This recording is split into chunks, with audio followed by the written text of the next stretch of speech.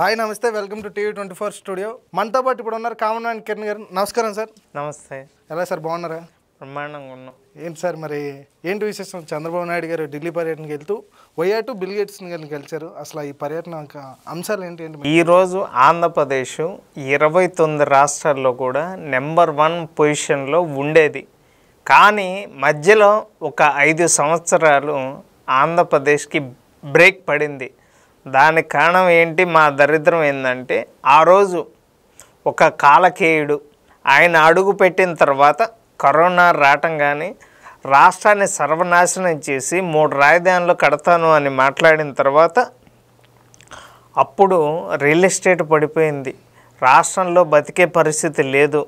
నేను పథకాలు ఇస్తున్నాను, మీరు బతుకుతున్నారు. నేను అమ్మఒడి ఇస్తాను, నేను నవరత్నాలు ఇస్తాను, నిరుద్యోగులకు ఉద్యోగాలు ఇస్తాను, ఉద్యోగస్తులకి జీతాలు ఇస్తాను అని చెప్పి బటన్లు నొక్కుంటా రాష్ట్రాన్ని సర్వనాశనం చేశాడు.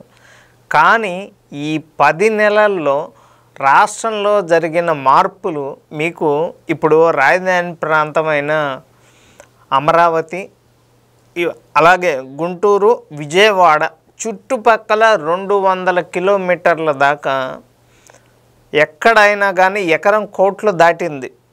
అదేవిధంగా 26 జిల్లాల్లో ఈ ప్రాజెక్టులో 2027కి పోలవరం ప్రాజెక్టు పూర్తవుతుంది. అలాగే ఐటీ కంపెనీలు అన్నీ వైజాగ్ రావటం జరిగింది. వైజాగ్లో 8 5 స్టార్ హోటళ్ళు కడుతున్నారు. ఎన్నో ఇప్పుడు రీసెంట్గా లేలాండ్, అశోక్ లేలాండ్. కానీ జగన్మోహన్ రెడ్డి ఉన్నప్పుడు ఏంటంటే ల్యాండ్ టైటిలింగ్ యాక్ట్ అనేది, అంటే ఒరిజినల్ డాక్యుమెంట్స్ అతని చేతిలో పెట్టుకొని జిరాక్సులు మాకి ఇచ్చేసి మొత్తం అతను అమ్ముకునే విధంగా కబ్జాలు. ఇక దానికి కబ్జాలు అంటే పెద్దిరెడ్డి. ఇక మద్యం మాఫియా లిక్కర్ డాన్ ఎవరంటే అతని కొడుకైన మిథున్ రెడ్డి.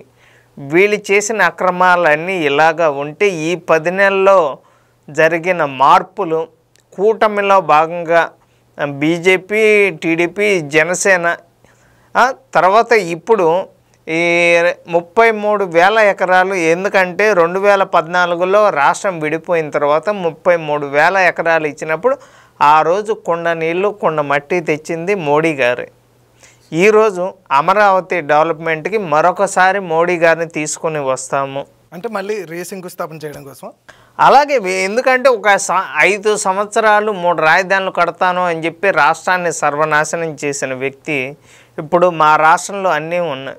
హైకోర్టు ఉన్నది, అక్కడ దాదాపు AIIMS, all India institute of medical sciences, దాదాపు ప్రతి ఒక్కరికి కూడా వైద్యం అందుబాటులో ఉండే విధంగా, విద్య కూడా అందుబాటులో ఉండే విధంగా ఇప్పుడు లోకేష్ గారు విద్యాశాఖ మంత్రి తీసుకున్న తర్వాత ఎన్నో మార్పులు వచ్చినాయి.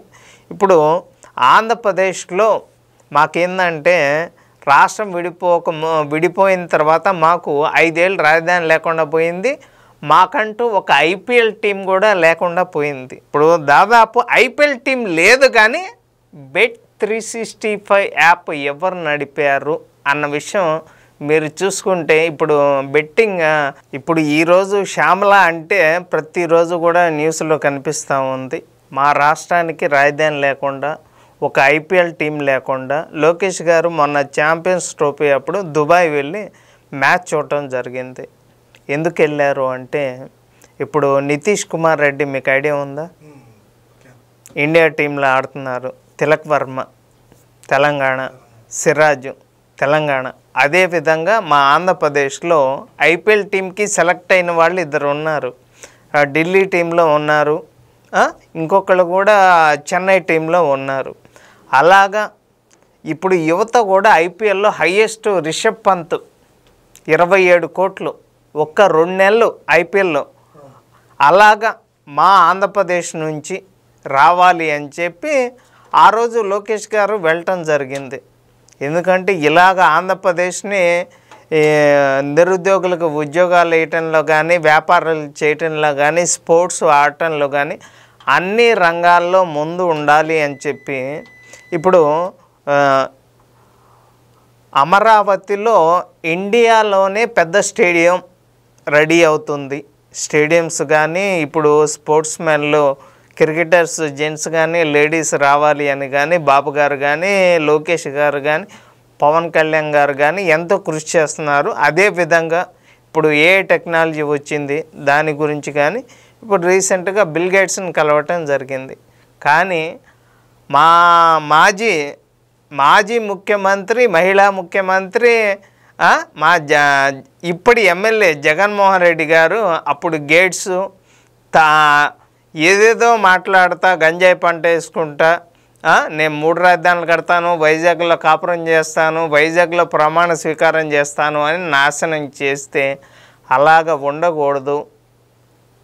2047 విజన్ ఎలా ఉండాలి అనే విధంగా కృషి చేసే చంద్రబాబు గారు అలాగ ఉండాలి అని చెప్పి ఈరోజు బిల్ గేట్స్ గారిని కలవటం జరిగింది. 29 రాష్ట్రాల్లో ఆంధ్రప్రదేశ్ నెంబర్ 1 పొజిషన్లో ఉంటుంది అని చెప్పి నేనైతే చెప్పగలను. కానీ ఇప్పుడు ఆంధ్రప్రదేశ్లో పెట్టుబడులు పెట్టే వాళ్ళందరూ కూడా వాళ్ళకున్న డౌట్ ఏంటంటే 29లో జగన్ వస్తే మా పరిస్థితి ఏంటి? అతను ఒకటే టార్గెట్ పెట్టుకున్నాడు, నేను అధికారంలోకి వస్తే సప్త సముద్రాల అవతల ఉన్నా కూడా ఏ ఒక్కరిని వదిలిపెట్టను అంటున్నాడు. మీరు రెడ్ బుక్ రాశారు, నేను బ్లూ బుక్ రాస్తాను అంటున్నాడు. అంటే ఏంది? వీళ్ళంతా తప్పు చేసిన వాళ్ళే లోపలికి వెళ్తుంది. ఈరోజు బోరుగడ్డ అనిల్ కావచ్చు, పోసాని కృష్ణమురళి కావచ్చు, ప్రతి ఒక్కరు శ్యామల కావచ్చు, వల్లభనేని వంశీ కావచ్చు, వీళ్ళు కూడా పిన్నెల్లి బ్రదర్స్ మాచర్లలో అసలు అన్నదమ్ముళ్ళు ఇద్దరు కూడా మాచర్ల పల్నాడుని సర్వనాశనం చేశారు. ఎలక్షన్ రోజు ఈవీఎంలో పాము దూరింది అని చెప్పి ఎన్ని నాటకాలు ఆడు ఇవన్నీ చూసాము. తెనాల్లో కూడా చేసినట్టున్నారు. తెనాల్లో వాడు అన్నబత్తుల అతను అయితే డైరెక్ట్గా ఒక ఓటర్నే చెంపకి వేసి కొట్టారు అంటే వాళ్ళు ఏ రకంగా అధికారం రాకముందలే, ఇక అధికారం వస్తే చూడండి మొత్తం భూ కబ్జాలు, ల్యాండ్ టైటిలింగ్ యాక్ట్లు. ఇతను డైరెక్ట్గా ఒక ఐఏఎస్ అధికారితోనే విశాఖ స్టీల్ ప్లాంట్ మొత్తాన్ని తీసేసి అక్కడ రాజధాని కడతానన్నాడు. అసలు ఎందుకు సార్ ఈ పరిశ్రమవేత్తలందరూ ఆ వ్యక్తికి అంత భయపడడానికి కారణం ఏంటి? ఎవరికి? వైఎస్ జగన్కి. ఎందుకంటే వాటాలు అడిగాడు. అప్పుడు ఏంది, రోడ్లు సరిగ్గా లేవు, కరెంటు నాణ్యమైన కరెంటు అని చెప్పి ఇష్టం వచ్చినట్టు కరెంటు బిల్లు పెంచి 9 సార్లు కరెంటు బిల్లు పెంచి ఒక లైటు ఒక ఫ్యాన్ ఉంటే 3000 వచ్చేది కరెంటు బిల్లు. ఒక లైటు ఒక ఫ్యాన్కి 3000 కరెంటు బిల్లు.